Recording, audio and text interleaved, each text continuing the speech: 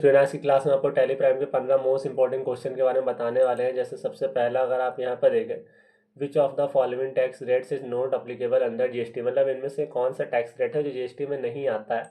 15% यहाँ पर होता है जो हमारा जीएसटी में नहीं आता, बल्कि 5% भी होता है, 12 भी होता है, 18 भी होता है, एक और होता है 28 भी होता है।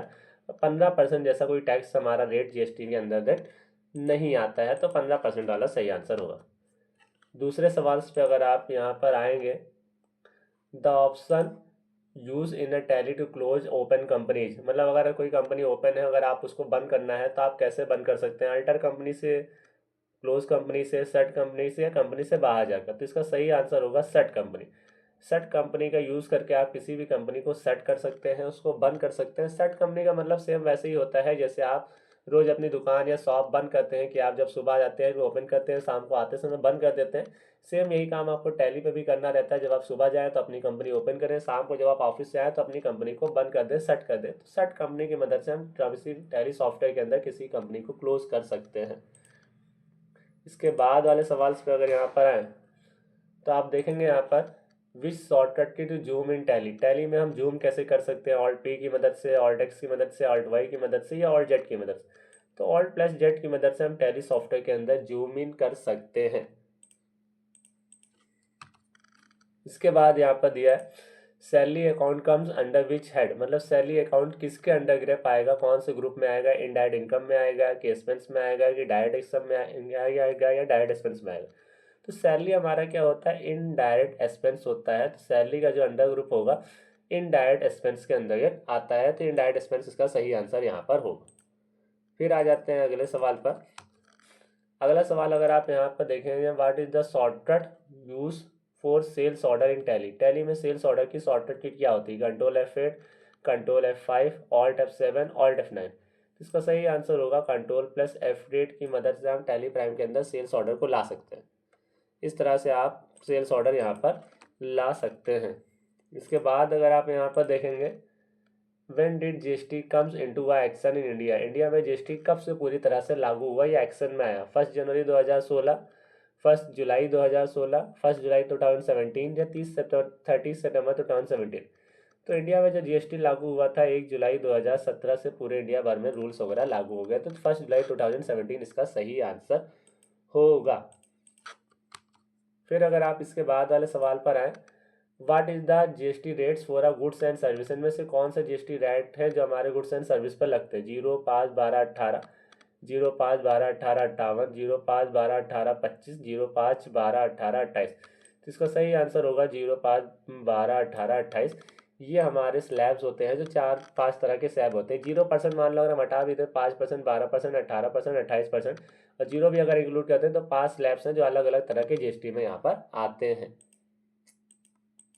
इसके बाद अगर आप देखेंगे यहाँ पर, वाट डस SAC stand for in GST, मतलब SAC का मतलब जीएसटी के अंदर क्या होता है, service accounting code, service application code, software accounting code, all of this, ये या सभी। तो इसका सही आंसर होगा service accounting code. Service accounting code होता है जब भी आप सर्विसेज प्रोवाइड करते हैं, वहाँ पर SAC नंबर आपको बिल्स में वहाँ पर एंटर करना होता है।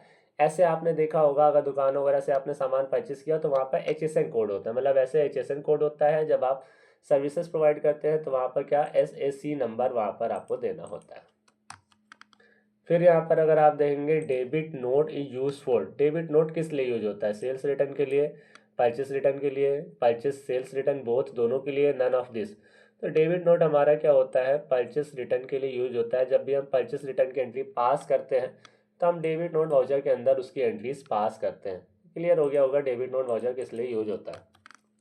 इसके बाद अगर आप यहाँ पर देखेंगे, in Tally what is the shortcut key to change the date of transaction, मतलब किसी भी ट्रांजेक्शन की अगर आपको डेट बदलना है तो कैसे बदल सकते हैं, F2 से, F3 से, F4 से, या F5 से।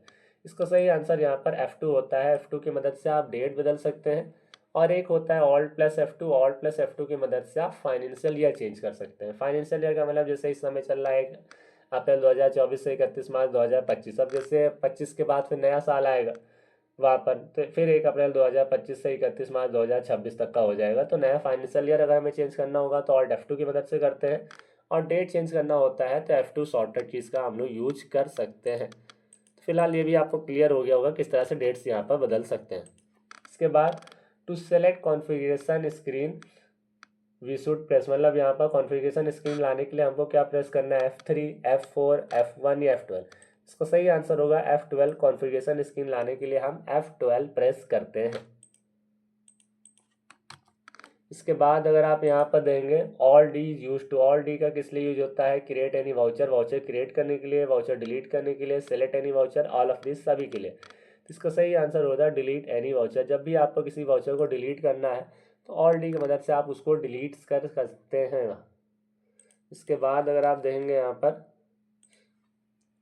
विच menu use to create a new ledger group under voucher types in a Tally Prime, मतलब कौन से मेन्यू के अंदर हम ग्रुप बना सकते हैं, लेजर्स बना सकते हैं, ये सब क्रिएट कर सकते हैं टैली प्राइम में। तो क्रिएट है, इंपोर्ट है, रिपोर्ट है या ट्रांजिशन।